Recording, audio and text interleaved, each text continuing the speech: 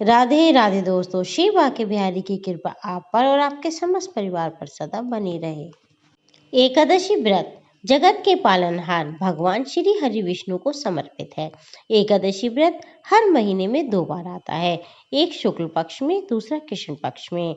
एक वर्ष में कुल 24 एकादशी आती हैं। जब अधिक मास आता है तो एकादशी 2 और बढ़ जाती हैं, तब कुल मिलाकर 26 एकादशी होती हैं। दोस्तों, एकादशी के व्रत में अन्न बिल्कुल भी ग्रहण नहीं किया जाता। इस दिन व्रत रखने वाले जातक को सुबह उठकर स्नान आदि से निवृत्त होकर सच्चे मन से श्री हरि विष्णु की आराधना करनी चाहिए। एकादशी के दिन शाम को फलाहार ग्रहण करना चाहिए व दशमी तिथि को भी चावल, प्याज, लहसुन, तामसिक भोजन नहीं ग्रहण करना चाहिए। पुराणों में ऐसा वर्णित है कि जो जातक साल की केवल 11 एकादशी का भी व्रत कर लेता है, उसे स्वर्ग की प्राप्ति होती है। लेकिन इससे पहले दोस्तों, आपको एकादशी के नियम अच्छे तरीके से पता होने चाहिए। अगर आप सोचते हैं कि केवल एकादशी का व्रत करके व्रत हो गया, तो ये गलत है। एकादशी व्रत में दशमी तिथि और द्वादशी तिथि का भी हमें पालन किया जाना चाहिए, तभी आपको एकादशी के व्रत का पूर्ण फल मिलेगा। दोस्तों, एकादशी का व्रत करने से हमारे कोटि कोटि जन्मों के पाप नष्ट हो जाते हैं। इसलिए सनातन धर्म को मानने वाले प्रत्येक व्यक्ति को एकादशी का व्रत नियम पूर्वक करना चाहिए। कहा जाता है कि अगर कोई सुहागन स्त्री एकादशी का व्रत करती है तो उसको अखंड सौभाग्य प्राप्त होता है। दोस्तों, एकादशी का व्रत कोई भी कर सकता है। इसे बच्चे, सुहागन स्त्रियां और विडो दोनों कर सकती हैं। एकादशी तिथि को पुरुष भी व्रत रख सकते हैं। दोस्तों, ऐसा कहा जाता है कि स्त्री और पुरुष दोनों व्यक्ति अगर जोड़े के साथ इस व्रत को करें तो इसका फल और भी ज्यादा अधिक बढ़ जाता है। एकादशी का व्रत रखने वाले जातक को दशमी तिथि को भी कुछ ऐसा नहीं खाना चाहिए जिससे उसका व्रत भंग हो जाए। दशमी तिथि और द्वादशी और एकादशी तीनों दिन आपको कांसे के बर्तन में कुछ नहीं खाना चाहिए।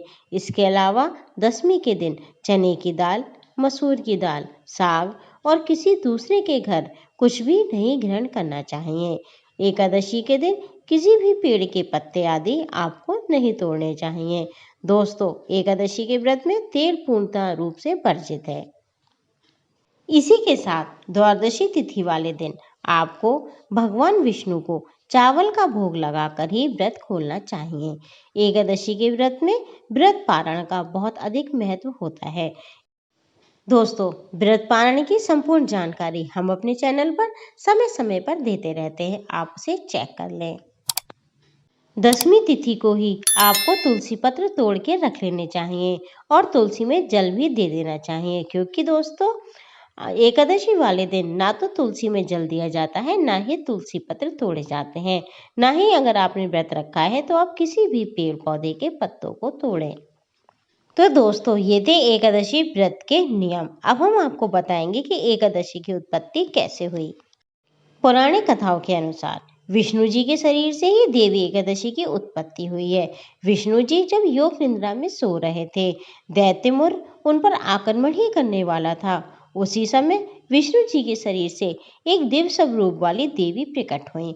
उन्होंने युद्ध में राक्षस मुर का वध कर दिया, जिससे प्रसन्न होकर देवी को एकादशी का नाम दिया गया और वरदान दिया गया था कि एकादशी देवी की पूजा करने से सुख और सौभाग्य में वृद्धि होगी। इसलिए उत्पन्ना एकादशी के दिन प्रभु श्री हरि विष्णु के साथ देवी एकादशी की भी पूजा अर्चना की जाती है। कहा जाता है इस दिन व्रत पूजन से व्यक्ति को सभी सुखों और मोक्ष की प्राप्ति होती है। कई बहनों का प्रश्न होता है कि क्या मासिक धर्म में हम व्रत रख सकते हैं? तो हाँ बहनों, आप मासिक धर्म से गुजर रही हैं तो आप मानसिक रूप से उसका पूजन करें, यानी मन में मंत्र जाप करें या मन में भगवान श्री हरि के नाम का स्मरण करें। और पूजा आप अपने बदले किसी दूसरे व्यक्ति से भी करा सकती हैं। कई बार ऐसा होता है कि हमारे पास कोई व्यक्ति नहीं होता जिससे हम पूजा पाठ करा सकें, तो कहानी आप फोन के माध्यम से भी सुन सकती हैं। और दो बहनों, बस आपको एक बात का बहुत खास ध्यान रखना है कि इस दिन आपको अन्न का सेवन नहीं करना है, मतलब उसी तरीके से एकादशी का व्रत रखना है जिस तरीके से आप रखते आ रही हैं। एकादशी का व्रत छोड़ा नहीं जाता है। हमारे पास बहुत बार ये प्रश्न भी आता है कि अगर हमारा व्रत खंडित हो जाए तो हम क्या करें। तो दोस्तों, विद्वानों का ये कहना है कि व्रत को बीच में ना छोड़ें, बल्कि भगवान से क्षमा याचना करने के बाद आप व्रत को उसी तरीके से करें जिस तरीके से करते हैं, और अगले दिन भगवान विष्णु का पूजा अर्चना करने के बाद व्रत का पारण करें।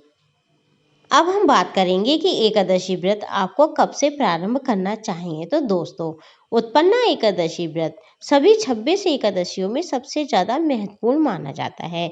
जो भक्त एकादशी का व्रत प्रारंभ करना चाहते हैं उन्हें मार्गशीर्ष कृष्ण पक्ष यानी उत्पन्ना एकादशी से ही प्रारंभ करना चाहिए, क्योंकि इसी दिन एकादशी की उत्पत्ति भगवान विष्णु के द्वारा हुई थी। शास्त्रों के अनुसार एकादशी व्रत करने का नियम है कि इसे साल में कभी भी प्रारंभ नहीं किया जा सकता। एकादशी व्रत सिर्फ उत्पन्ना एकादशी से ही प्रारंभ कर सकते हैं। इस वर्ष 2024 में उत्पन्ना एकादशी 26 नवंबर 2024 मंगलवार को रखा जाएगा। एकादशी व्रत का पारण 27 नवंबर को किया जाएगा। अब हम बात करेंगे कि एकादशी व्रत का उद्यापन आपको कब और कैसे करना है। दोस्तों, शास्त्रों के अनुसार एकादशी उद्यापन 2 दिन की पूजा होती है। पहले दिन एकादशी को व्रत के साथ पूजा की जाती है तथा द्वादशी को हवन करके 24 या 12 ब्राह्मणों को दान देकर भोजन करवाया जाता है। एकादशी माह में 2 बार आती हैं, कृष्ण पक्ष और शुक्ल पक्ष। इस तरह वर्ष में 24 एकादशी आती हैं। इसका उद्यापन देवताओं के प्रमोद समय में ही किया जाता है, विशेषकर मार्गशीर्ष के महीने में या माघ माह में यानी भीम तिथि माघ शुक्ल एकादशी के दिन इस व्रत का उद्यापन करना चाहिए। एकादशी रखने वाले साधक को 10वीं तिथि को एक समय भोजन करना चाहिए। शाम के समय उसे उपवास प्रारंभ कर देना चाहिए। यदि साधक ने 12 एकादशी रखकर उद्यापन कर रहे हैं तो 12 ब्राह्मण, यदि 24 रखी हो तो 24 ब्राह्मण, और अधिक मास के साथ 26 रखी हो तो 26 ब्राह्मण एक जोड़ा यानी व्रत रखने वाले पति पत्नी को उपवास कराएं।